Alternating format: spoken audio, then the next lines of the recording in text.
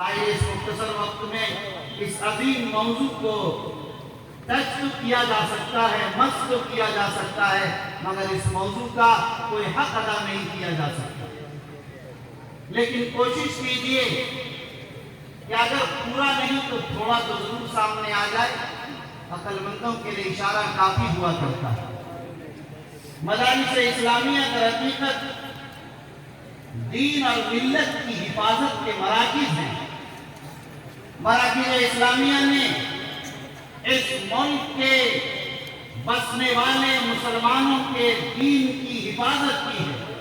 انہوں نے اس ملک کے مسلمانوں کی تہذیب کی حفاظت کی ہے۔ انہوں نے ثقافت کو بچایا ہے۔ انہوں نے زبانوں کو محفوظ کیا ہے۔ انہوں نے کلچر اور تمدن کو ایک سمت دیا ہے۔ مدارس اسلامیہ نے اس ملک کو آزاد کرانے میں ایک بنیادی رول اور اہم کردار ادا کیا۔ مجھے معاف کیجئے اور بڑی جرأت اور ہمت کے ساتھ اور پوری بصارت کے ساتھ یہ کہہ لینے کا موقع دیجئے کہ اگر مدارس اسلامیہ نہ ہوتے تو یہ ملک آزاد نہ ہوتا۔ اگر مدارس کے علماء نہ ہوتے تو ہندوستان کی آزادی نہیں ہو پاتی۔ آپ جانتے ہیں کہ 35,000 علماء نے اس ملک کی آزادی میں اپنی گردنیں کٹا دی۔ 50,000 علماء نے سولیوں پر لٹک کر جام شہادت نوش کیا صرف اس ملک ہندوستان کی آزادی کے لیے۔ آج انہی مدارس سے اور انہی مدارس کے نمائندہ علماء سے سند اور سرٹیفکیٹ مانگی جاتی ہے، ان کے سروے کی بات کی جاتی ہے، انہیں دہشت گردی سے جوڑا جا رہا ہے اور انہیں اس ملک کے امن دوست ہونے اور اس ملک کے سچے شہری ہونے کا ثبوت ان سے مانگا جا رہا ہے۔ میں ان جاہلوں سے اس اسٹیج سے کہہ دینا چاہتا ہوں کہ لوگوں، اگر تمہیں تاریخ معلوم نہیں اس ملک کا، پڑھ لو پھر بولو، سوچ لو، سمجھ جاؤ اور پھر کسی بات پہ بولنے کی جرأت کرو۔ تمہیں معلوم نہیں ہے کہ 1757 کی جہاد پلاسی سے لے کر 1857 تک صرف مسلمانوں اور مسلمانوں کے نوابوں، ان کے عمراء، ان کے علماء کے علاوہ کوئی دھرتی پر نظر نہیں آ رہا ہے۔ اور تم اگر 1857 کے بعد کہیں نظر آ رہے ہو تو اس انداز پر کہ کاسالیسی، تملک بازی، RSS کے لوگوں اور وہی لوگ جو انگریزوں کے لیے اسی انداز سے پھر رہے ان کے سامنے، اور آج تم اپنی اس حسوب کے ساتھ اور اپنے نشے میں اپنی طاقت کے غرور میں آ کر یہ سمجھتے ہو کہ ملک ہمارا ہے۔ نہیں نہیں، ملک ہمارا ہے، ہم سب کا مشترکہ وطن ہے۔ یہ ہمیں بھی معلوم رہنا چاہیے، امت کو معلوم رہنا چاہیے، امت کی نئی نسل کو یہ سبق، یہ پیغام صبح و شام اپنے گھروں میں دیا جانا چاہیے۔ اس ملک کے تم شہری ہو، اس ملک کے تم کرایہ دار نہیں، اس ملک کے تم حصے دار ہو۔ اس جملے کو رٹا دو اپنی اولاد کو تاکہ ان میں جرأت باقی رہے، حوصلہ باقی رہے۔ میں اس لیے کہہ رہا ہوں کہ لوگ مایوس ہوتے جا رہے ہیں، عوام کو درکنار، خواص میں مایوسی آ رہی ہے، علماء میں مایوسی آ رہی ہے، قائدین کی صفوں میں مایوسی چھاتی چلی جا رہی ہے۔ اے لوگوں، مایوسی کا شکار نہیں ہونا۔ آپ خانواز رحمانی کے منسلکین ہیں۔ امیر شریعت رابع مولانا منت اللہ رحمانی، امیر شریعت سابع مولانا بنی رحمانی رحمت اللہ علیہ اور امیر شریعت ثامن مفکر ملت مولانا احمد ولی فیصل رحمانی کے عقیدت مند ہیں۔ یہ وہ چٹائی ہے خانقاہ رحمانی کی جہاں سے جرأت کی، عزیمت کی، حوصلوں کی، للکار کی آواز اس ملک کو دیا گیا ہے۔ نسبندی کا زمانہ ہے، زبانوں پر تالے ہیں، اگر بولتا ہے تو خانقاہ کا سجادہ نشین مولانا منت اللہ رحمانی آواز لگاتا ہے، اور بہار نہیں ہندوستان بھر میں اور دلی کے اندر ایسا سہن جاتا ہے پورا دلی کہ اندرا گاندھی جیسی طاقتور وزیر اعظم حرکت میں آ جاتی ہے اور پریشان ہو جاتی ہے، ملک کا نقشہ بدلتا ہے اور نسبندی کے خلاف قانون پاس کرنا چاہ رہی ہو۔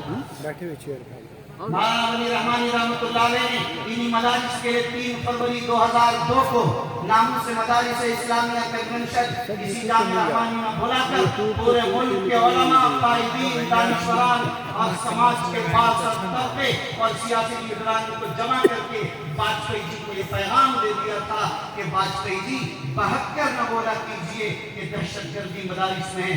एक मदरसे का निशान आप बता सकते हैं, वो बता नहीं सके और वजीर आजम अटल बिहारी वाजपेयी ने अपने बयान को बदला और पहलू टाइम में वो बयान शाये हुआ और दुनिया ने देखा कि उस छड़ी, उस दरवेश आलिम रब्बानी, उस मुखलिस कायदे दौड़ की एक आवाज पर मुल्क का नक्शा बदला है। ऐ लोगों, यकीन मानिए चले गए मीर शरीयत राबे और साबे, सबको जाना है, आपको भी जाना है। कायनात का निजाम नहीं टिकने वाला, ये चलता रहेगा। हर दौर के तकाजे अलग होते हैं। उस दौर में जरूरत थी मीर शरीयत राबे की, उस दौर में जरूरत थी मीर शरीयत साबे की। खुदाए वाहिद की कसम, इस दौर को जरूरत अमीर शरीयत सामी मौलाना अहमद वली फैसल रहमानी की है। इस दौर में खुदा ने उनको अमीर शरीयत को इंतखाब किया, ये बताने के लिए किया है कि आज उनमें जो जुर्रत और जो दूरबीनी, दूरअंदेशी और जो अज़्म इस्तिक़लाल है कि जब PFI पर अभी पाबंदी का मामला चला, आपने देखा कि पूरा मुल्क सहम गया, मुल्क की तंजीमें खामोश हो गई, ज़बाबंदी ही नहीं बल्कि उनके खिलाफ चीजें आनी शुरू हो गई। हमारे शरिया में मीटिंग बुलाई और अमीर शरीयत में सही यह है कि हम लोग भी डर रहे थे और हिम्मत नहीं कर पा रहे थे तो उसके खिलाफ खुलकर बयान दिया जाए। तंजीमों को जमा किया गया, तमाम मिली तंजीमों के साथ मीटिंग हुई, लेकिन जब अखबार में देने की बात आई तो कोई हिम्मत न कर सके चंद के सिवा। लेकिन हज़रत अमीर शरीयत दामत बरकातुहु आलिया ने मुझसे फरमाया कि मौलाना आप इस बयान को पूरी कुव्वत के साथ और पूरी तफसील के साथ दीजिए। आप में से लोगों को चाहिए अगर उस बयान को उठा कर देखें तो दिल दहल जाता है, कांप जाता है कि क्या है। लेकिन जाहिर है खानकाह रहमानी की आवाज और खानकाह रहमानी की अजीमत तारीख में रकम है और ये रकम होती रहेगी। इसलिए आप मायूस न हो, तारीख से वाकिफ रहे, मदारिस को मजबूती के साथ थामे रहे। आपकी बुनियादी जिम्मेदारी है कि मदारिस इस्लामिया को आप इज्जत दें, अजमत दें, अपने वजूद का जरिया समझें। याद रखिए, लोग समझते हैं कि मदारिस इस्लामिया सिर्फ तफक्कुह फी दीन का जरिया है। मदारिस इस्लामिया ने सिर्फ उलमा और रिवायती किस्म के उलमा पैदा कर दिए। ऐ लोगों, मुझे माफ कर लीजिए और कह लेने दीजिए, मैं बड़ी जुर्रत के साथ तारीख के हवाले से आपको ये समझा देना चाहता हूँ, गुज़श्ता 200 साल में भी उलमा ने ही इस मुल्क की क़यादत की है, इस मुल्क की सियादत की है, इस मुल्क की रहबरी और रहनुमाई की है। 1857 की जिहाद पाक तलाशी का चीफ कमांडर मौलाना कासिम नानोतवी है और उसका अमीर जिहाद हाजी इमदादुल्लाह मुहाजिर मक्की रहमतुल्लाह अलैह है। आप देखते चले जाएंगे हर सब के अंदर यही ज़माना 1947 का ज़माना आप में से बहुत से लोगों ने देखा या कम से कम पढ़ा। आप देखिए कि उनमें कौन रहबरी करते नजर आ रहे हैं दिल्ली की जामे मस्जिद पर खड़े होकर, और कौन नजर आ रहे हैं बली मारान में, और कौन नजर आ रहे हैं आगरा में, और कौन नजर आ रहे हैं देवबंद में, और कौन नजर आ रहे हैं मुंगेर की सरजमीन पर मुख्तलिफ मकामात में। अमीर शरीयत राबे रहमतुल्लाह अलैह जेल की सलाखों में एक नहीं दो बार बंद हो। उलमा ने इस मुल्क की सियादत और क़यादत की है, ये समझना है आपको और आपके ज़हन में ये रहना चाहिए। कभी जो हालात आते हैं, फसादात आते हैं, मुसलमानों पर उंगलियां उठाई जाती हैं, कौन है जो आपके दर्द का मुदावा बनता है? क्या मेरे साथ जिसको आप वोट देकर कामयाब करके भेजते हैं वो कहाँ खामोश हो जाते हैं? वो MP साहब, वो वजीर साहब कहाँ चले जाते हैं? अगर मैदान में कफन बरदोश होकर खड़ा होने वाला कोई इंसान होता है, वो आपको नजर आता है कि खानकाह रहमानी का कोई सज्जादा नशीं है, वो आपको नजर आता है कि किसी इदारे का कोई आलिम दीन है, आलिम रब्बानी है, मर्द मुजाहिद है, वबतल जलील है, वबतल हुर्रियत है, जो खड़ा होकर मिल्लत की हिफाजत और दीन के बका के लिए खड़ा हो जाता है। कायम हुआ, आपको ये बात ध्यान में रहनी चाहिए कि दारुल देवबंद कायम हुआ 1866 ईस्वी में और एक चिराग जला जलता चला गया और उसी चिराग की रोशनी सिर्फ हिंदुस्तान नहीं, अफ्रीका और बर्मा नहीं बल्कि America, Canada, China, Japan, Italy, पूरी दुनिया के कोशे कोशे में उसी निजाम के साथ फैल गया। लेकिन मेरे भाइयों, आप इस नुक्ते को समझिए कि जब दारुल देवबंद कायम हुआ اور ادھر ملک کی آزادی کا معاملہ چل رہا تھا۔ 1866 کے بعد کے حالات ہیں، مولانا گنگوہی جیل میں چلے گئے، ماں قاسم نانوتوی روپوش ہو رہے ہیں۔ ظاہر اس زمانے میں دارالعلوم کا قیام عام معافی کے اعلان کے بعد جب ملکہ وکٹوریہ نے اعلان کر دیا 1861 میں، پھر 1866 کا دارالعلوم قائم ہوتا ہے۔ لیکن دارالعلوم کے قیام کے بعد عرصہ گزر گیا، ابھی آزادی کی تحریک چل رہی۔ شیخ الہند رحمۃ اللہ علیہ سبق میں پابندی نہیں کر پاتے تھے مولانا محمد حسن دیوبندی اسی آزادی کے لیے۔ ان پر مولانا احمد صاحب جو محترم تھے، حضرت مولانا حافظ احمد صاحب کی طرف سے کچھ سختی ہوئی۔ شیخ الہند مولانا محمد حسن دیوبندی رحمۃ اللہ علیہ نے فرمایا، مجلس جمع کر کے جس کو تاریخ دارالعلوم نے محفوظ کر لیا، فرمایا کہ لوگوں دارالعلوم دیوبند درس و تدریس کے لیے قائم نہیں ہوا ہے، یہ تعلیم و تعلم کے لیے قائم نہیں ہوا ہے۔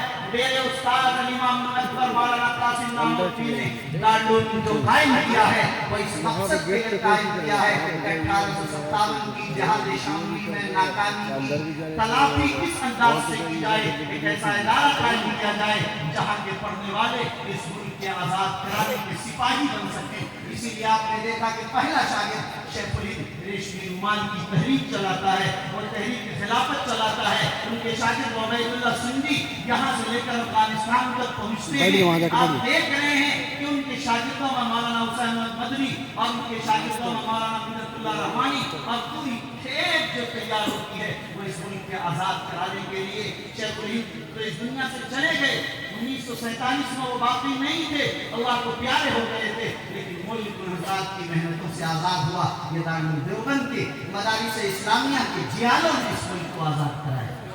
یاد رکھیے حاجی امداد اللہ مہاجر مکی رحمۃ اللہ علیہ نے کہا تھا، لوگ کہتے ہیں کہ میں نے دارالعلوم دیوبند قائم کیا، میں نے ہندوستان میں مدرسہ بنا لیا۔ حاجی امداد اللہ سب ہجرت کر کے مکے چلے گئے، فرمایا کہ ہزاروں بزرگوں کی آہ سحرگائی اور دعاؤں کا نتیجہ ہے ہندوستان میں دارالعلوم دیوبند اس لیے قائم ہوا کہ اس دارالعلوم کے ذریعے سے ہندوستان کے مسلمانوں کے دین کی حفاظت کا، ان کے وجود کی تہذیب کی حفاظت کا سامان کیا جا سکے۔ فرمایا یہ مدرسے، یہ مدارس ہندوستان کے مسلمانوں کے ایمان اور اسلام کے تحفظ اور اس کے بقا کا ذریعہ ہے۔ یہاں امداد اللہ مہاجر مکی رحمۃ اللہ علیہ جو حضرت منگیری کے پیر و مرشد ہیں، جو حضرت قاسم نانوتوی، حضرت گنگوہی اور حضرت تھانوی سب کے پیر و مرشد ہیں، وہ فرماتے ہیں کہ مدارس تحفظ اسلام اور تحفظ دین کا ہندوستان میں اور اس کی بقا کا مضبوط ذریعہ۔ بتانا یہ تھا کہ مدارس اسلامیہ اس ملک میں اسلام اور مسلمانوں کی تحفظ اور اس کا بقا کا ذریعہ ہے۔ میرے بھائیوں، اس لیے ہمیں اس بات کو چند دو باتیں آپ کے سامنے عرض کر کے چند منٹ میں ختم کر رہا ہوں کہ ہمیں کرنا کیا ہے۔ ہمیں کرنا کیا ہے؟ ہمیں کرنا یہ ہے کہ مدارس اسلامیہ پر جو حرف آ رہا ہے، مدارس اسلامیہ کی طرف سے جو بیزاری ہو رہی ہے، جو غفلت ہو رہی ہے، ہمیں اس چادر کو کھینچ کر پھینک دینا ہے اور اس کی عظمت کو سمجھ کر اس پر آنا ہے۔ یاد رکھیے حضرت امیر شریعت دامت برکاتہم العالیہ نے ان حالات کو دیکھ کر کہ میڈیا والے جال ہیں اور بچوں کے منہ میں کہیں بھی مائک لگا دیا، سوال پوچھنا شروع کر دیا۔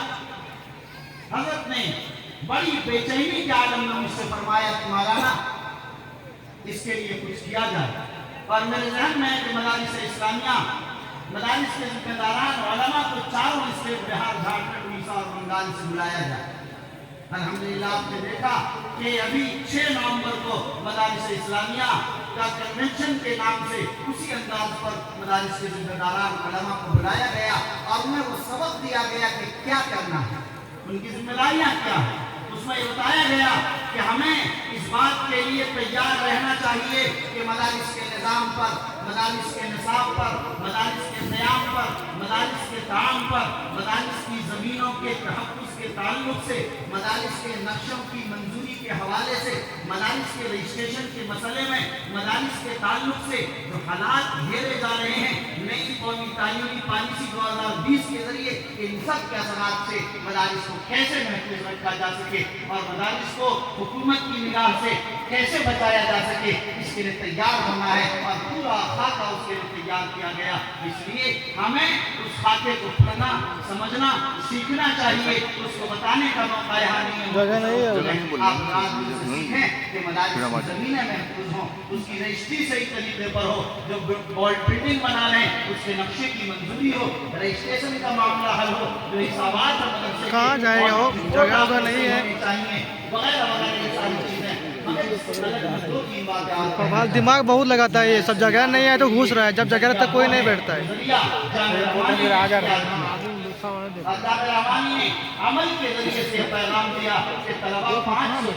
جب جگہ رہتا ہے تو کوئی نہیں بیٹھتا ہے۔ لاک ڈاؤن کے بعد آپ جانتے ہیں پورے بہار کا جائزہ لے لیجیے۔